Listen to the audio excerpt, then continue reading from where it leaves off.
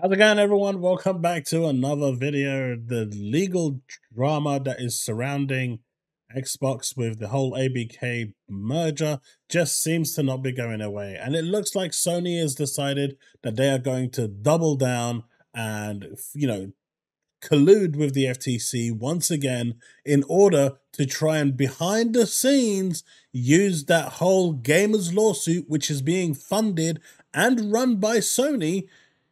They're at it again. You can't make this up at this point. And as predicted, as Stephen Totilo said here, lawyers in the gamer lawsuit, which are run and funded by Sony Interactive Entertainment against the Microsoft Activision deal, is just sent a letter to the court hearing their appeal. Say Game Pass price hikes show plaintiffs are in fact suffering monetary harms that they asserted they would suffer and that their expert economists predicted. But the PlayStation price hikes are okay. The fact that they've just made it almost impossible for people in Turkey to buy physical games or digital games is okay. Those 500% price hikes, not a problem, Judge, because we are Sony. But these players' lawsuit, this gamer's lawsuit clearly is run by Sony, and the audacity of this. I mean, even something as simple as PlayStation Now, which I was a huge fan of, by the way. It was £30 in the UK for a year. I subscribed to it every year. Now it's locked behind a £120 paywall. I used to pay £30 for it. Now it's £120. How am I not being harmed by this? I have to pay £120 to play demos.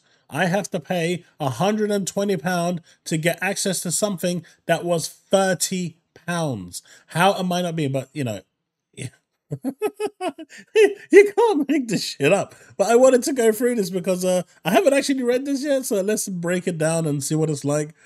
Plaintiff appellants right to notify the court that Microsoft recently announced another price increase to its content subscription and cloud gaming product. Game Pass Ultimate from $16.99 to $19.99 per month, a 17% increase. Microsoft communicated directly with plaintiff appellant Beowulf Owen, who is one of the more than 34 million subscribers to Game Pass. Microsoft informed him that his Game Pass subscription would be increasing in price for the second time. This is once per year, basically. I know people are saying twice in 1 year. It's actually incorrect, because this price increase came on the 14th month, I believe, 13th or 14th month. So even that is factually incorrect. So let's just see. But everyone else is increasing prices. It's okay. I mean, I'm not for price increases, don't get me wrong, but I understand why they happen. This price increase, which is the second price increase since the district court denied plaintiffs' motions for preliminary injunction, which is basically 1.2 years, raises the price of Game Pass to $19.99 per month, prior to the district court's denial of plaintiff motion for preliminary injunction. The price of Game Pass Ultimate was only $14.99 per month. Thus, Microsoft's latest price increase establishes a 33% increase since the district court allowed the merger to consummate before plaintiffs could hurt the merits. My dude. Oh, okay. Okay. Yeah, that's special. The first price increase was a 13% increase in September 2024, raising the price from $14.99 to $16.99 per month before taxes.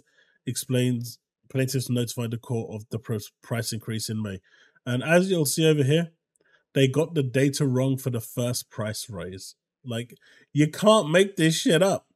The price increase is relevant to plaintiffs' appeal. It shows that plaintiffs are in fact suffering monetary harms and that they asserted they would suffer and that their expert economists predicted. I'm sorry, dude. If you can't afford $3, go get a job, right? The rest of us have a job.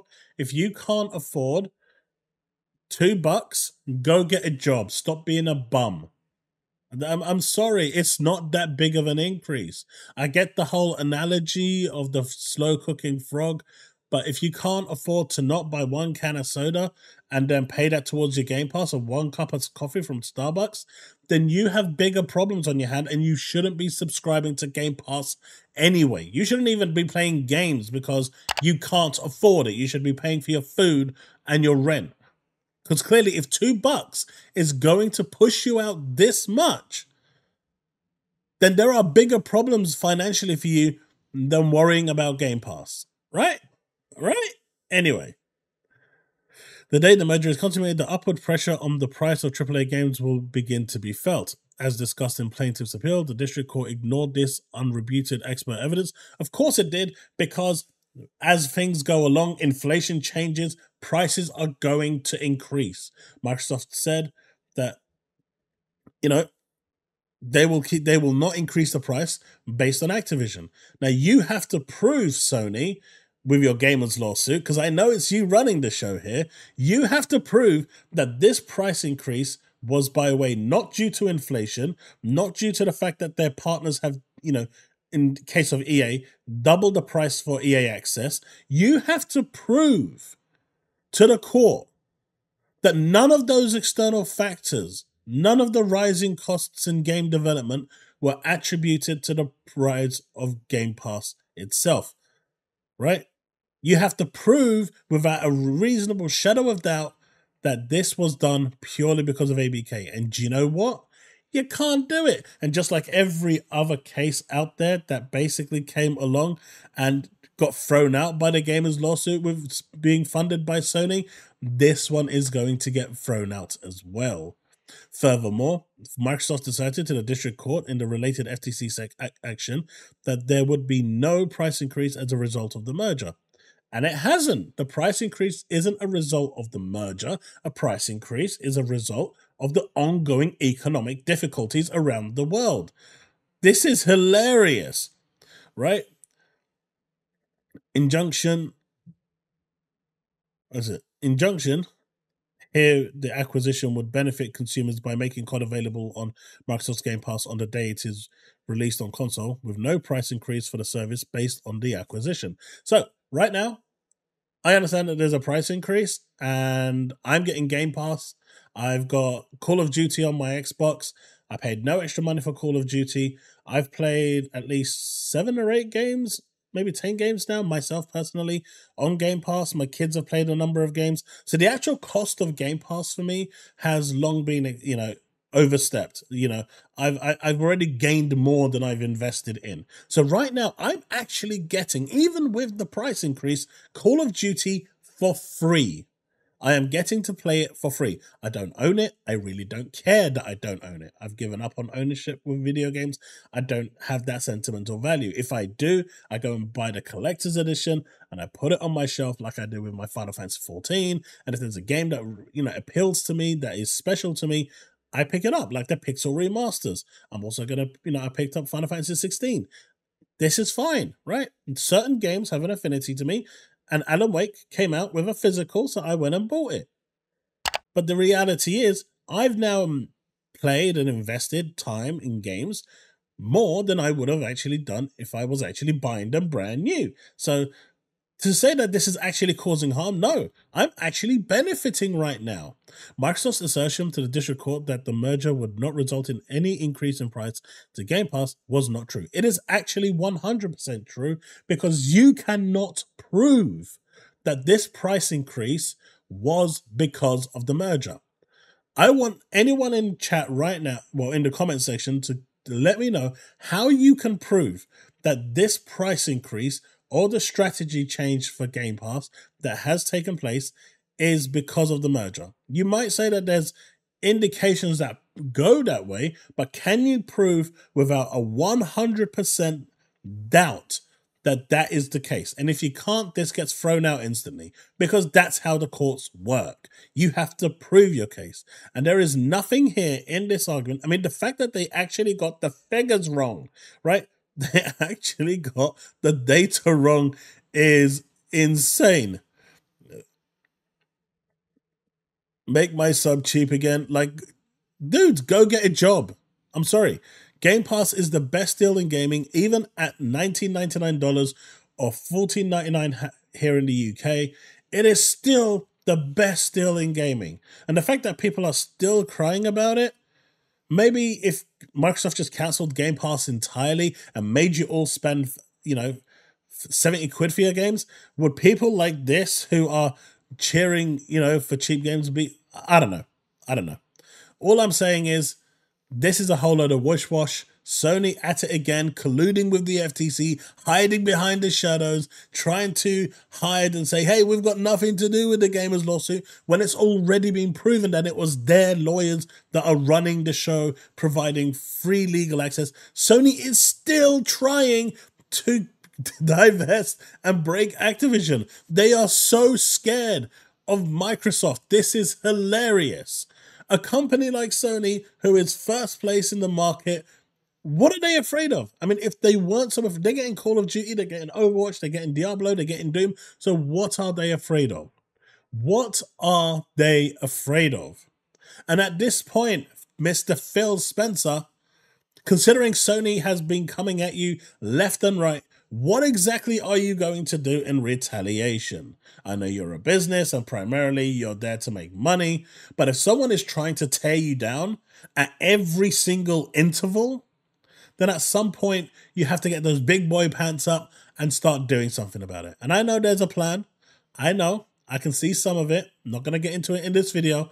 I can see it, but that plan needs to speed up. That's all I'm saying. But this gamers lawsuit, again, Sony colluding with the FTC, is hilarious. It's going to go nowhere. The judge is going to throw this out because they cannot prove without a shadow of doubt that this price increase was because ABK. And the fact that they can't prove that means game over. And the one question I have to the gamers lawsuit and the judge is this. Can Sony prove that their increase to PlayStation services, which has provided in no additional value, where in some cases it's increased by 500% with no additional value, how is that not harming the player base? In my case, with PlayStation Now being £30 and now £120, it is 400% increase in price. These are quantifiable numbers that have caused harm to me, actual factual harm. We're not talking about £1 or £2 here. We are talking £90 more and I get nothing extra for it. In places like Turkey or in the UK, where PlayStation prices increase anywhere from 30% to 500%, they are getting no additional value. And yet those prices soared exponentially, and they will again. With game prices now set at 70, Sony's already eyeing those prices at 80. So where is the additional value here? So before Sony starts colluding with the gamers lawsuit as a moniker to go after Microsoft, maybe it's time that a gamers lawsuit was opened up against Sony for their mispractices, for the way that they are ripping off their customers and basically exploiting their user base. That's exactly what they're doing. And these people are sitting there. I mean, they release accessory after accessory and don't even support it. They milk in that money and then say, right, we've got our money for their hardware. Who cares about the PSVR 2 now? We're not going to support it. We just wanted to put it out there so we can show, hey, we've got some devices here, but with no support. Just like they did with the PS Vita. Just like they did with the PSP. Great devices, by the way, but zero support from Sony. So where's the harm? Why is that not a harm? This is a joke. This is an absolute joke. Let me know what you think in the comment section below. Let's have that discussion. I'll see you in the next one. Stay safe. And of course, if you've made it this far, leave a hashtag below, Sony FTC collusion. If you've enjoyed the content, hit that like button, subscribe, hit that bell to stay up to date with all content I release, and I will see you in the next one. As always, remain legend.